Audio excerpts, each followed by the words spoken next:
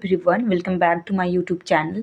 तो आज का जो हमारा टॉपिक है वो बहुभाषिकता पे है, मतलब मल्टीलिंगुअलिज्म पे है कि बहुभाषिकता क्या। और ये बहुत ही इंपॉर्टेंट है और ये बहुत इजी टॉपिक है।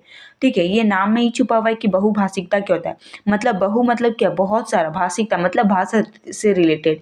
ठीक है, अगर आप दो से ज़्यादा भाषा का उपयोग कर रहे हैं या फिर कोई भी पर्सन या फिर कोई भी स्टूडेंट अगर दो से ज़्यादा भाषा का अगर प्रयोग कर रहा है तो वो क्या है, बहुभाषी है। ठीक है, मतलब मोर देन टू लैंग्वेज। तो हम लोग आज समझेंगे कि बहुभाषिकता का प्रकृति क्या है और बहुभाषिक कक्षा कक्ष में इसकी क्या क्या समस्याएं हो सकती है।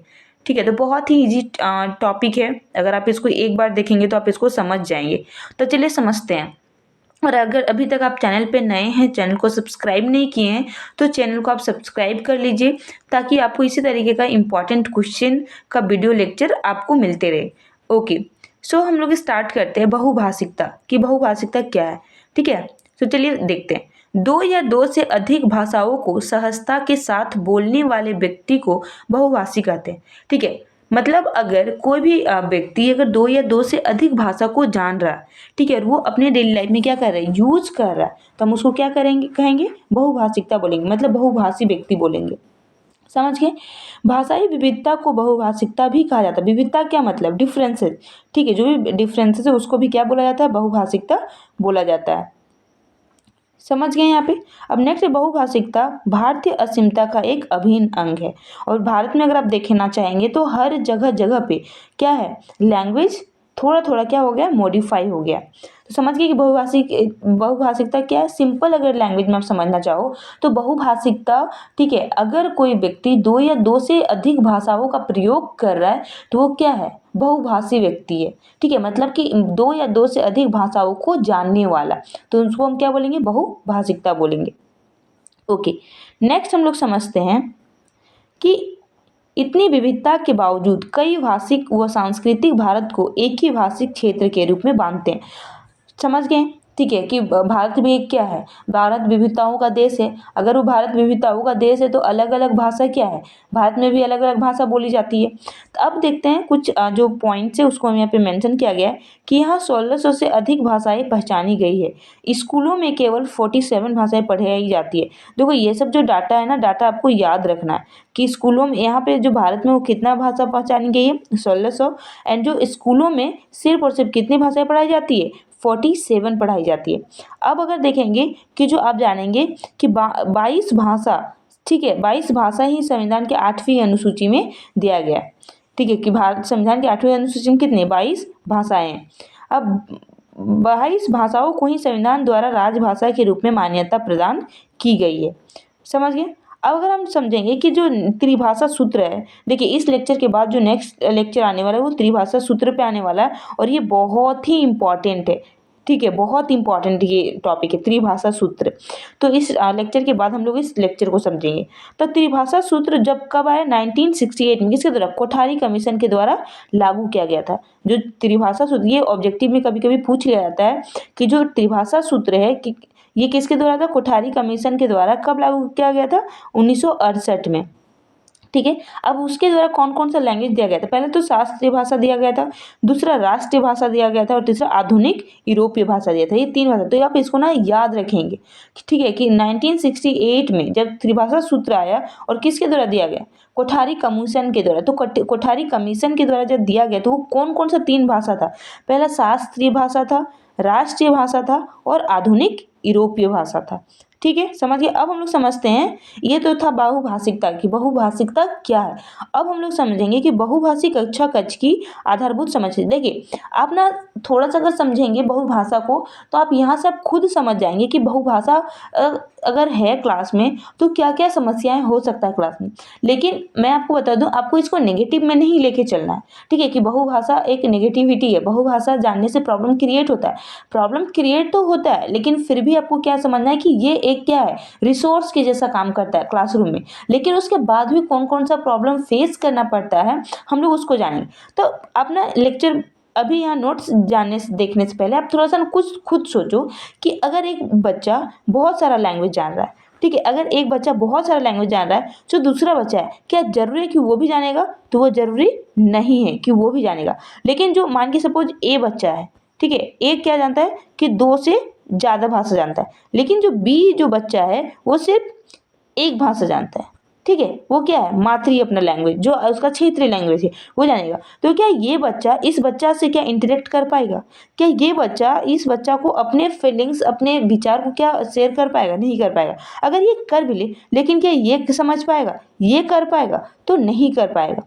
ठीक है, मतलब यहाँ पे क्या है कि अगर बहुभाषा है तो कम्युनिकेशन में प्रॉब्लम आ सकता है कि बच्चे एक दूसरे से इंटरेक्ट नहीं कर पाएंगे। दूसरा क्या प्रॉब्लम आ सकता है कि दूसरा प्रॉब्लम आ सकता है कि लोग एक दूसरे के विचार को समझ नहीं पाएंगे। ठीक है, क्योंकि जरूरी नहीं है, ठीक है, कि जो भाषा अगर सपोज कोई ए जो है वो इंग्लिश लैंग्वेज जानता है, ठीक है, समझ गए। अब जो बी है वो सिर्फ क्षेत्रीय लैंग्वेज जानता है, ओनली क्षेत्रीय लैंग्वेज, और इसको क्षेत्रीय लैंग्वेज नहीं आता है तो क्या इजी इससे बात कर पाएगा, इंटरेक्ट कर पाएगा? नहीं कर पाएगा। तो ये भी प्रॉब्लम है। नेक्स्ट प्रॉब्लम है कि आप खुद समझो कि मान के कोई एक टीचर है, सपोज कोई एक टीचर है, क्या जरूरी है कि उनको, ठीक है, जैसे ए बच्चा है, मान के सपोज यहाँ पे कोई ए बच्चा, ठीक है, अब इसको आता है सपोज इंग्लिश आती है, ठीक है, उसको आता है पंजाबी आती है, तीसरा क्या आता है, हिंदी आता है, अब आप खुद समझो कि एक जो टीचर है, सपोज यहाँ पे टीचर है, अब टीचर अगर इंग्लिश जान ले, हिंदी जान ले, और अगर वो पंजाबी नहीं जानता है तो क्या इसको और अच्छे से पंजाबी भाषा का क्या भाषा डेवलप कर पाएगा? नहीं कर पाएगा। समझे? तो कहने का मतलब है कि जरूरी नहीं है कि जितना भी बच्चा, ठीक है, या फिर जितने भी बच्चे बहुभाषी है उसके अकॉर्डिंग टीचर भी क्या हो, प्रिपेयर हो, या फिर टीचर को भी उतना भाषा आता हो। तो ऐसा कंपलसरी नहीं है। तो यहाँ पे क्या हो पाएगा कि टीचर बच्चे को या फिर बच्चा टीचर के साथ अच्छे से इंटरेक्ट नहीं कर पाएगा। ठीक है, तो ये भी प्रॉब्लम आ जाएगा। फिर दूसरा प्रॉब्लम आ सकता है कि टीचर बच्चे को पढ़ा नहीं पाएगा, ठीक है, या फिर बच्चा समझ नहीं पाएगा टीचर के लैंग्वेज को। या फिर आप खुद समझो कि बच्चा अगर हिंदी सिर्फ जानता है, सिर्फ वो हिंदी जानता है और अपना क्षेत्रीय लैंग्वेज जानता है, और टीचर को हिंदी आती ही नहीं है, सपोज उसको पंजाबी आती है, इंग्लिश आती है, कन्नड़ आती है, लेट्स कंसिडर, तो क्या आप बताओ कि वो टीचर क्या बच्चे को पढ़ा पाएंगे? हिंदी नहीं पढ़ा पाएंगे। तो ये सब क्या है, प्रॉब्लम है। लेकिन फिर भी ठीक है, आपको क्या मानना है, ये सब रिसोर्स मानना है क्लासरूम में, इसको प्रॉब्लम नहीं मानना है। एक्चुअल में ये प्रॉब्लम है, लेकिन आपको रिसोर्सेज मानना, समझे? तो वही है यहाँ पे कि बच्चों में संप्रेषण कौशल का विकास करने की चुनौती। संप्रेषण कौशल मतलब क्या? संप्रेषण से क्या समझते हैं? कम्युनिकेशन, कि कम्युनिकेशन यहाँ में, कम्युनिकेशन में यहाँ पे क्या हो जाता है, दिक्कत हो जाता है बच्चों में। नेक्स्ट आप समझेंगे, आप इसको रीड कर लेना, ठीक है, क्योंकि रीड करने लगेंगे तो टाइम टेकिंग हो जाएगा, तो आप इसको रीड कर लेना। अब नेक्स्ट है छात्रों में भाषाई कौशलों का विकास करने की चुनौती। अब देखिए भाषाई कौशल कौन कौन सा है। अगर आप भाषाई कौशल आप जानते होंगे या फिर आप पढ़े होंगे तो भाषाई कौशल क्या है? पहला एल मतलब listening, S speaking, R reading and W, ये क्या है? 4 भाषाई कौशल है। लिसनिंग, ठीक है, स्पीकिंग, रीडिंग, राइटिंग, LSRW, ये 4 भाषाई कौशल है। ठीक है, अगर आप नहीं अभी तक पढ़े तो आप कमेंट बॉक्स में आप कमेंट कर सकते हो। अगर रिक्वायरमेंट है तो मैं इस पर भी एक लेक्चर आपको प्रोवाइड करवाऊंगी। ओके, तो ये LSRW ये क्या है? भाषाई कौशल है। और भाषाई कौशल भी बहुत इंपॉर्टेंट चैप्टर है, बहुत इंपॉर्टेंट टॉपिक है, तो इसको मेक श्योर कि आप कर लेना।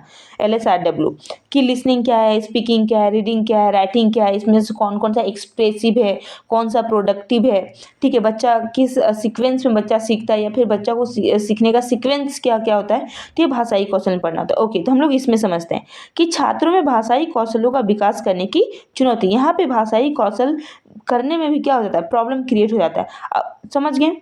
नेक्स्ट हम लोग समझते हैं, आप इसको रीड कर लो, ठीक है। नेक्स्ट समझते हैं अध्यापक को विभिन्न भाषाओं संबंधी ज्ञान की चुनौती। अभी मैंने समझाया कि जरूरी नहीं है कि अगर एक बच्चा 3-4 लैंग्वेज जानता है तो टीचर भी वही सेम लैंग्वेज टीचर भी जानता हो। अगर टीचर नहीं जानता हो तो क्या फिर टीचर बच्चे के साथ इंटरेक्ट कर पाएगा? नहीं कर पाएगा। क्या टीचर बच्चे को ज्ञान अर्जन करवा पाएगा? नहीं करवा पाएगा। तो ये सारा प्रॉब्लम यहाँ पे आता है। नेक्स्ट आता है भाषा के प्रति छात्रों की रुचि और रुझान का अभाव।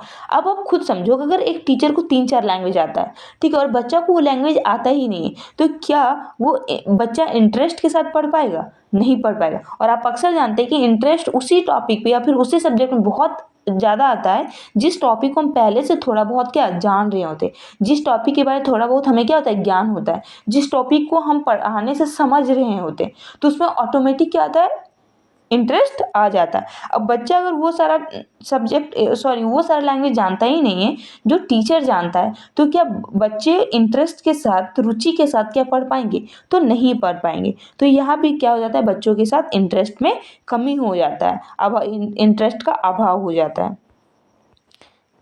समझ गए इस चीज़ को? I hope. तो ये वीडियो यहीं तक था, एंड नेक्स्ट वीडियो आपको कौन से टॉपिक में चाहिए आप कमेंट करके आप ज़रूर बताना। मैं कोशिश करूँगी कि मैं उस टॉपिक पे लेक्चर ज़रूर आपको प्रोवाइड करवाऊँ। Thank you.